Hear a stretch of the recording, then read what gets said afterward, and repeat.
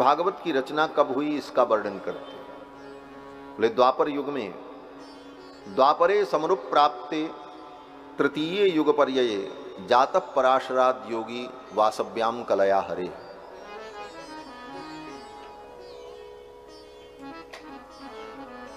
द्वापर के आदि में पराशर महर्षि की पत्नी वासवी देवी के गर्भ से भगवान वेदव्यास के रूप में प्रकट हुए और वेदव्यास जी ने वेदों के रहस्य को ही महाभारत और 17 पुराण के रूप में लिखा।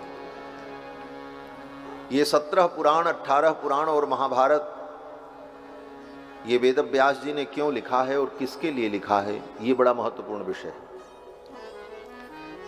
वेदव्यास जी अपने आश्रम में बैठे थे बद्रीनाथ धाम में। बद्रीनाथ धाम जाओ तो वहाँ व्यास जी की गुफा है, व्यास गुफा उसको कहते हैं। सरस्वती नदी के तट पर है, आश्रम के ठीक सामने सरस्वती प्रवाहित होती है।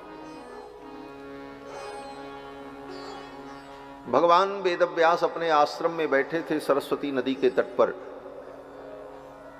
उसी समय देवर्षि नारद आए। नारद जी भी वहीं बद्री नारायण में ही भ्रमण करते रहते। पुराणों में, शास्त्रों में तो यहां तक वर्णन है कि जब 6 महीने बद्रीनाथ भगवान का कपाट बंद रहता है तो नारद जी ही वहां भगवान की पूजा करते हैं, क्योंकि मनुष्य तो जा नहीं सकते, बर्फ पड़ती है, आदमी गल जाए, वहां जम जाए। तो देवर्षि नारद ही बद्रीनाथ भगवान की सेवा करते हैं। तो नारद जी का भी वहां बद्रीनाथ धाम में आगमन होता रहता है।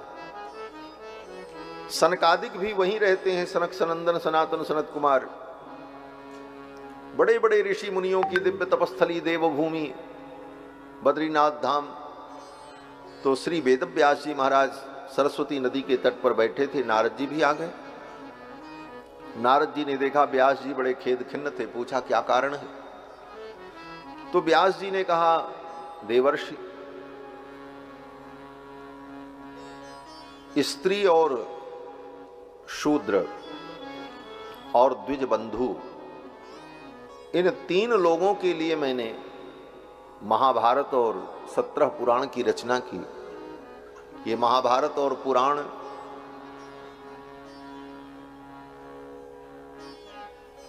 इन्हीं लोगों के लिए वेदव्यास जी ने बनाया। स्त्री, शूद्र, द्विज बंधु नाम त्रयी न श्रुति गोचरा। 3 व्यक्ति जो वेद नहीं पढ़ सकते।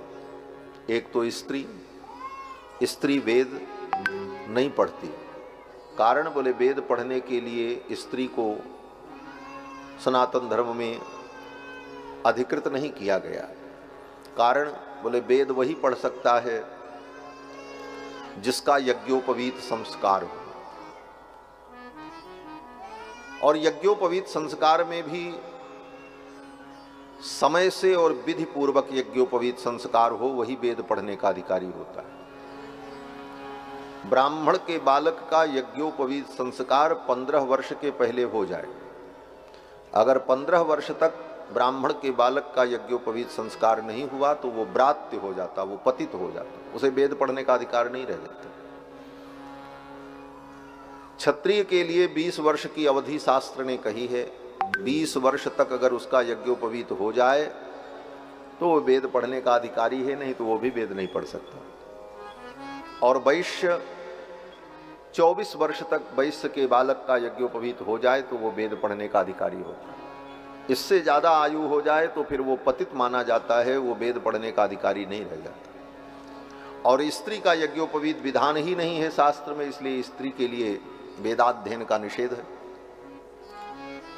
और ब्राह्मण में भी, ब्राह्मण क्षत्रिय वैश्य में भी जिनका समय से यज्ञोपवीत नहीं हुआ और संध्या वंदन इत्यादि कर्म आचार शुद्ध नहीं है, उनको भी वेद पढ़ने का अधिकार नहीं।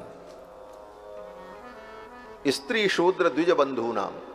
ये द्विज बंधु कौन है? बोले ऐसे ब्राह्मणों को ही द्विज बंधु कहा गया है शास्त्र में। ये द्विज बंधु एक प्रकार से उन ब्राह्मणों के लिए गाली है, इसको गाली समझो।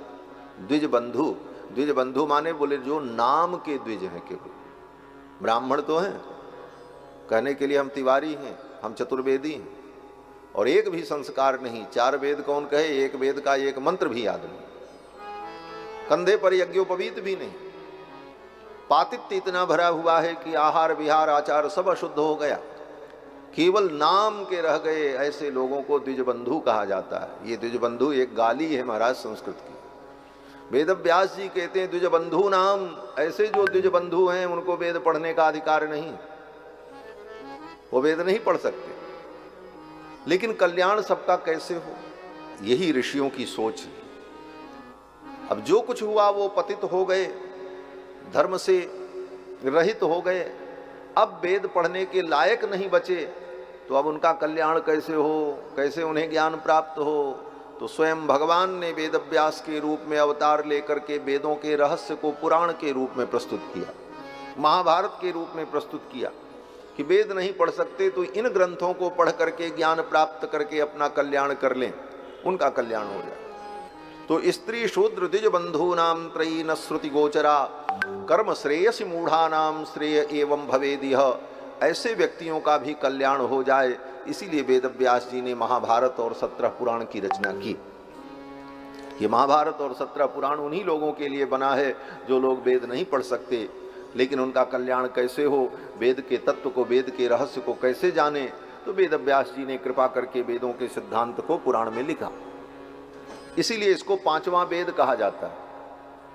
इतिहास पुराण जो है ये 5वां वेद है। 4 वेद जो हैं वो तो हैं, लेकिन ये 5वां वेद उन्हीं वेदों की, चारों वेदों की व्याख्या है।